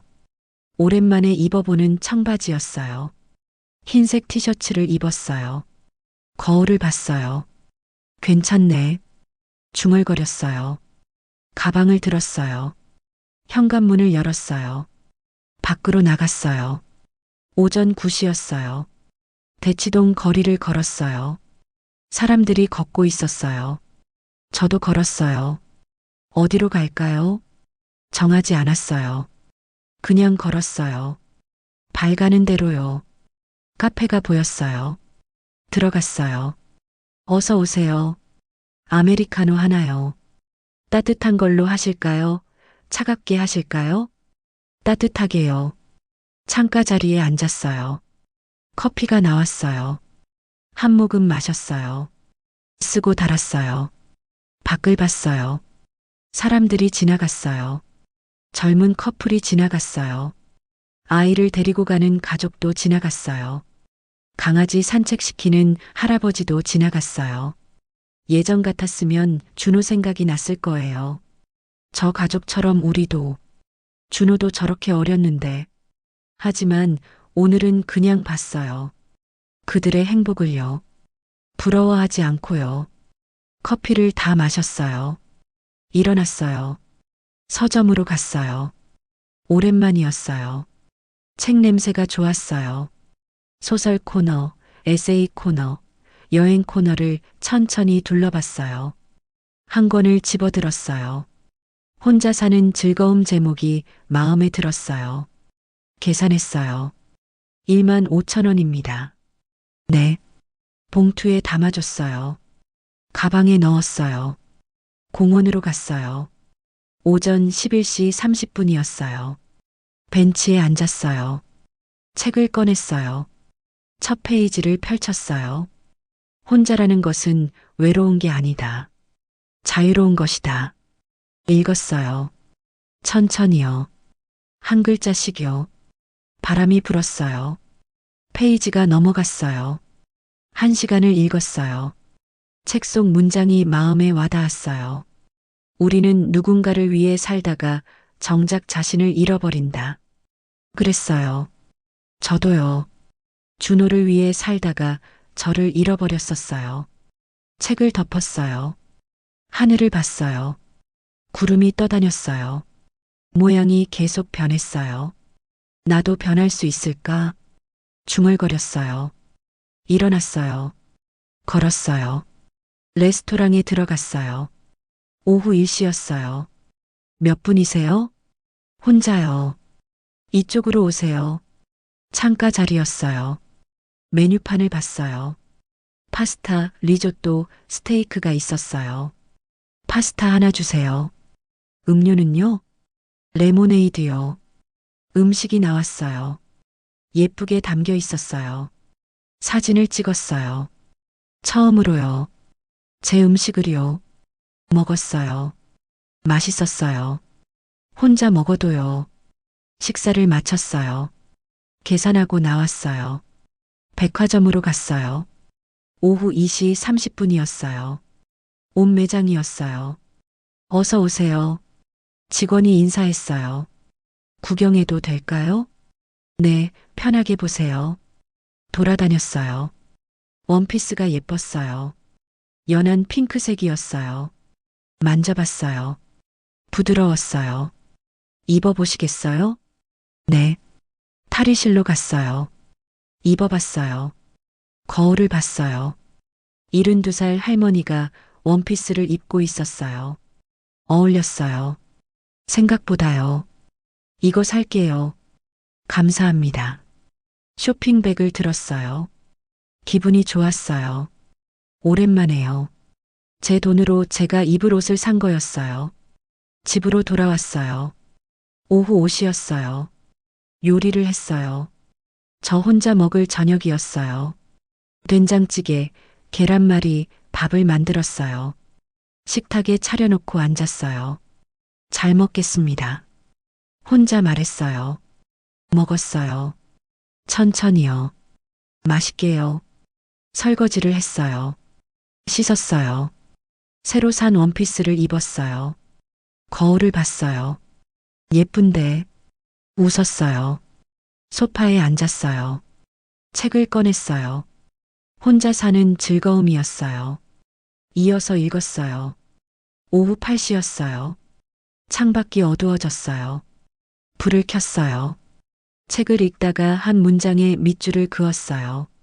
사랑은 집착이 아니다. 놓아줄 수 있을 때 진짜 사랑이다. 펜을 내려놓았어요. 생각했어요. 저는 준호를 사랑했을까요? 아니면 집착했을까요?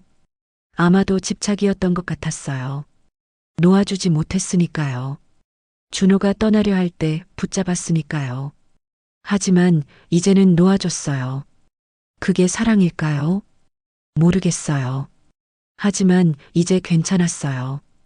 휴대폰을 봤어요. 연락 온 사람이 없었어요. 외롭지 않았어요. 오늘은요. 일기장을 꺼냈어요. 펜을 들었어요. 썼어요. 2024년 6월 15일 토요일. 오늘 나를 위한 하루를 살았다. 커피를 마셨다. 책을 샀다. 옷을 샀다. 혼자 밥을 먹었다. 외롭지 않았다. 멈췄어요. 다시 썼어요. 준호 생각이 났다. 하지만 울지 않았다. 이제 괜찮은 것 같다. 조금씩 일기장을 덮었어요. 침대에 누웠어요. 천장을 봤어요. 금이 가 있었어요. 여전히요. 하지만 오늘은 그 금이 그렇게 슬퍼 보이지 않았어요. 내일은 뭘 할까? 중얼거렸어요. 미술관에 갈까? 영화를 볼까? 산책을 할까? 선택지가 많았어요. 누구 눈치도 보지 않고 제가 정할 수 있는 시간들이었어요. 눈을 감았어요. 잠이 왔어요. 편안하게요. 꿈을 꿨어요. 넓은 들판이 나왔어요. 저 혼자 걷고 있었어요. 무겁지 않았어요. 가벼웠어요. 바람이 불었어요. 머리카락이 날렸어요. 웃었어요. 꿈속에서요. 아침이 왔어요. 2024년 6월 16일 일요일이었어요. 새로운 하루였어요. 눈을 떴어요. 창문을 열었어요. 햇살이 쏟아졌어요. 좋은 아침. 오늘도 제게 말했어요. 그날부터 매일 아침 제게 인사했어요. 좋은 아침 정수가. 이상했어요. 72년을 살면서 처음으로 제 이름을 부르는 거였어요. 정수가 오늘도 잘 지내자. 서툴렀어요. 나를 사랑하는 법이요. 하지만 배워가고 있었어요. 천천히요. 한 달이 지났어요.